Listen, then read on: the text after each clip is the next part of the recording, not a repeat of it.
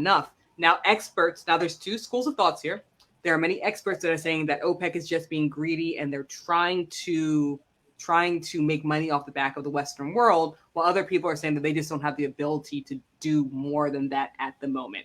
So because of that, that is why Biden is stepping in and saying this is the next plan. We try to work with OPEC. They're not giving us the oil that we need, so we're going to tap into our reserves. So because I see Trump's statement as a business negotiation statement, just like any other business. Mm-hmm. But the country's not ran like a business, and you can never run a democracy like a business because I'm just saying that's how I see his statement. It would be coming from a business aspect. Mm-hmm. I'm not getting what I need. Let's go negotiate it. So the thing is with Trump is, and they're both war criminals, both Biden and Trump. So let's just put that. Hey, comrade, just go ahead and calm down there. All right. All right. So with Trump, topic.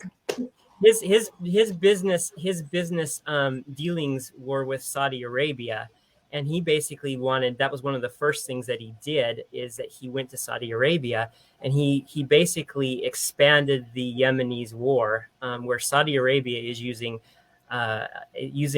American planes with American bombs, with American training and American intelligence to bomb the hell out of Yemenis. Now, Mel talks so much about race. Where's the big outcry about the Arabs in Yemen? That's the thing, is that you folks are so focused on race as long as the person has an American in their name. It's as long African American, Mexican American, etc. So the thing is that Trump, he basically went in and he said, okay, look, we have a business agreement. And you guys can do what you want. You can go ahead and you can destroy the Houthi rebels, and you can kill 80,000 children. The New York Times last year said that 80,000 children are dying because of the Saudi Arabia, which is a puppet proxy state of the United States government. Okay, and the thing is that there's no focus on that, and Biden refuses to talk to Saudi Arabia because of one journalist being killed, one Washington Post journalist being killed by the same Saudi Arabia government. And so that's part of the reason is that he won't negotiate like Trump. Okay, but the thing is that foreign policy is always the same. We have no control over it. And the consistency with Trump and Biden is always the same. Pretty much everything that Trump did, Biden is continuing to do, because the foreign policy is the same. It's a little bit different, but it's pretty much the same. They're still bombing in Yemen. A lot of brown people are dying, Mel, and nobody's talking about it. So that's the real issue. I'm sorry. Are you equating terrorists with brown people? That's not what he said. That's not what he said. Because if we're bombing in Yemen, there is a lot to unpack here. There's a lot to unpack. 80,000 babies. I don't think they're terrorists. There's a lot to unpack. I don't think those 80,000 babies are terrorists. So we're gonna unpack. But let's be honest here for a second, Travis. All right, so because I really want to get into this, and I can see Mel's face. Absolutely. But all right, I'm going to give you an opportunity to explain why you're in Russia to the audience. Right now, it's fine. Yeah, it's fine. Okay. Let's So we're gonna let's end the topic first, so we know that we're. So, does anyone have anything else to say about OPEC or oil or anything like that? Because what I want to do is I want to get to the comments so we stay on topic, and then we won't have time for our last topic. We will talk about why Travis is in Russia instead. So, Nirvana, can you change the banner to say why American Travis is in Russia, or just change it so people know what we're talking about? I don't care. Find something to put up. Wade, ask your question. Travis, answer. And Comrade Travis. Comrade Travis. I am not saying that. I'm going to give you an opportunity here, if you Travis. Can't laugh at yourself. If you can't laugh at yourself, Yeah. So explain to us why you are an American lawyer living in Russia for the last 6 years. Okay, so first of all, I want to say one sentence. All right, Russian politicians Zhana Subach and Alexander Gordon, your video is criminal defamation, and I demand that you remove the video immediately. Thank you. So There's an agenda there. I can't even pronounce most of those words, let alone anybody understanding what you were trying to. Yeah, and I've been in the former Soviet Union off and on for 21 years, and I can't either. So, yeah. All right. So why are you in Russia? Because internationally, the United States is the most violent country in the world, and I'm here to help the Russian government subvert the United States.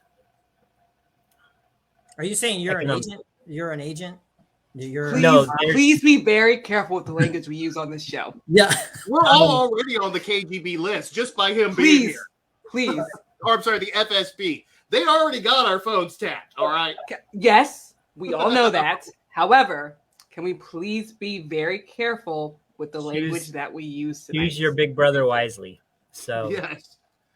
Okay, so you are purposely in Russia to help subvert the United States, and you said before the show started that you were attempting for the last 6 years to join a Russian think tank to accomplish this. Is that correct? Mm-hmm. All right. And what does this think tank do in Russia? It depends on the think tank. There's several. So I could send you my web link. So yeah, I'm good. So here's my question for you, Travis. Yes. Mm-hmm. If you were to accomplish your goal, what would that ultimately look like? So since 1945, the threat of atomic bombs. This is the thing: is that useful idiots in the peace movement, they don't see that atomic bombs actually have made the world more peaceful. Useful idiots is a term by Lenin, by the way. And so what happened is that since 1945, it's all been about manipulation. It's all been about manufacturing consent and basically controlling populations because we can't go to war anymore. And so the thing is that my goal is basically peace. And the end goal is basically subverting the United States so that. But what does that look like? That basically means, so the way that it can be done, and it's on my webpage, MoscowAmerican.com, is that basically there's several different ways to do it, but the number one way is basically abolishing copyright, whether it be in North Korea. I've been to the North Korean embassy several times, to the Iranian embassy, I've been there twice, and the Chinese embassy. And basically, this is just one example. Copyright consists of, and intellectual property consists of approximately 34 to 35% of the American economy. If there's several different ways to subvert the United States government. And why do I do that? Because again, internationally, the United States is by far the most violent country in the world. And I could give you a million statistics, and you can't argue with statistics. I don't need any statistics though. Thank you. I do have a few questions for you, though. Absolutely. Did you give up your American citizenship? You want to see my passport? No, I'm just asking you. Did you give up your American citizenship, or are you a dual citizen, or are you still an American citizen? You're just living there? I'm still an American citizen, so yes. Okay. And I was told actually never to. Are you allowed back in the country? Yes. Okay, so I have no criminal record. The definition of the word subvert. Absolutely. And I'm not being funny when I say this. I'm asking, do you understand the definition of it? Yeah. Economically subvert. So for those of us who don't know, to define subvert, it means to undermine the power and authority of an established system or institution. So your goal is to specifically undermine the United States. That is what you hope to accomplish. Okay. Absolutely. All right. So because you're a United States citizen and you haven't given up that right, because you want to actively subvert the United States, its authority and everything else, you do realize you can be charged with treason for giving comfort and aid to the enemy, right? Yeah, and that's the reason why I didn't want to leave in September, and that's the reason why I went through I went through one of the Baltic countries to come right back. And that's the reason why I applied for political asylum in 2016. That's the reason why I applied for refugee status in 2019. And that's the reason why I'm still here. And I argued an appeal that basically the United States government can kill me anywhere. And that's on the books, is that I basically, by, for example, going to the North Korean embassy and giving these ideas to the North Korean embassy, I could be killed anywhere.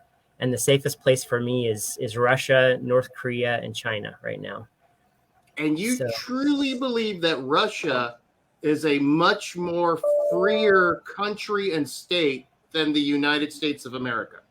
I believe that that Russia is a much less violent country than the United States.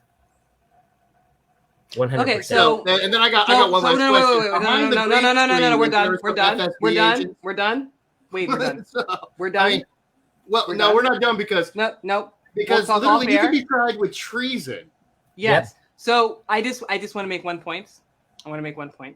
So do we all remember my predictions about Russian bots who are trying to divide the nation and essentially take a playbook and basically collapse the United States, from within by dividing the nation? Just want to remind everyone of the predictions that I made. We're definitely in a time where this is not far-fetched. I'm going to stop this here. The way you can ask all the questions you want off air. Oh, that's not fun. I want to know, how do I know he's actually in Russia? Wade, we're all gonna get phone calls. We're all anyway.